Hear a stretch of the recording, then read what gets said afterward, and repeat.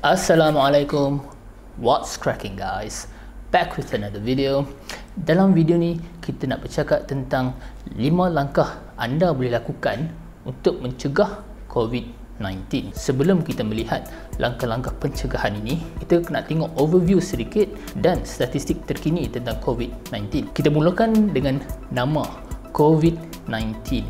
Co bermaksud corona, V bermaksud virus dan D bermaksud disease, dan 19 adalah tahun 2019. Virus ini mula dikenal pasti di Wuhan, China pada penghujung 2019 dan telah diisytiharkan sebagai pandemik oleh WHO pada 11 Mac 2020.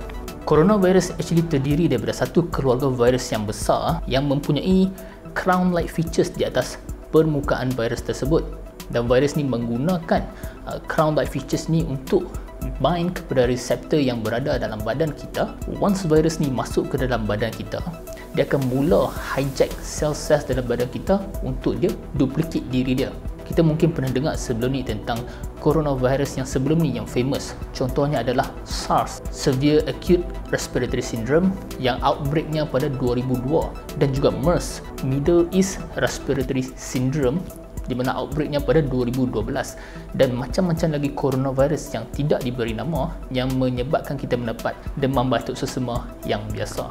Setakat hari ini, 26 hari bulan 3 2020, jumlah kes di Malaysia adalah 2031 kes dan 235 kes baru telah dikenal pasti, dan angka kematian telah meningkat kepada 23 orang, dengan mangsa terbarunya adalah seorang bayi yang berumur 12 hari. Kemungkinan ramai orang sudah melihat graf ini, dan saya nak emphasize tentang kepentingan untuk kita achieve flatline dalam graf ini. Apabila ramai orang dijangkiti dengan virus COVID-19 ini secara serentak akibat close contact dan akibat tidak mematuhi peraturan kerajaan, bilangan pesakit akan melebihi kapasiti fasiliti kesihatan kita. Dan sekiranya ini berlaku, anggota kesihatan sekarang terpaksa memilih untuk merawat pesakit-pesakit yang mempunyai good prognosis ataupun good outcome, seperti memilih katil ICU dan juga keperluan ventilator.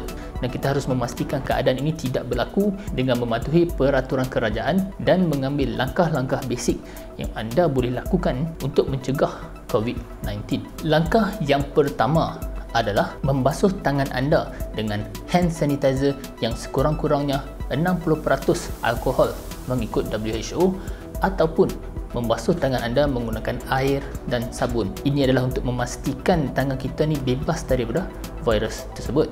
Langkah yang kedua adalah mengekalkan social distancing kita.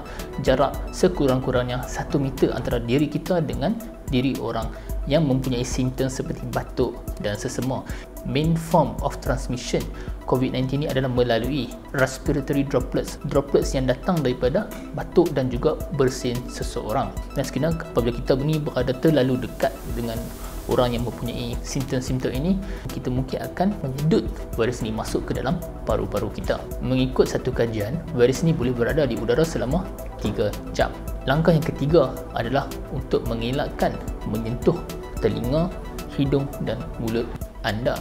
Ini adalah dalam kehidupan seharian kita, tangan kita banyak menyentuh pelbagai permukaan, especially permukaan seperti duit, tombol pintu, duit shilling. Mengikut satu kajian, virus ini berhidup di permukaan-permukaan seperti ini selama 3 hari. Ada sangat penting kalau kita tidak senang-senang sentuh telinga, hidung dan mulut kita.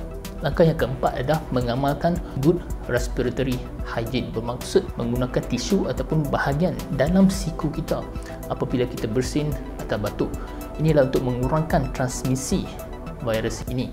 Dan langkah yang kelima, walaupun dia paling mudah, tapi realitinya ramai yang tidak ikut, adalah untuk duduk di rumah sekiranya anda tidak mempunyai apa-apa simptom, dan sekiranya anda menunjukkan simptom seperti demam, batuk, sakit tekak dan sesak nafas, sila berjumpa dengan doktor anda dengan keadaan segera. That's the video guys. Kalau anda ada apa-apa soalan tentang COVID-19, tinggalkan soalan anda di ruang komen di bawah. Jangan lupa like dan subscribe. Kita jumpa dalam COVID-19 update yang seterusnya.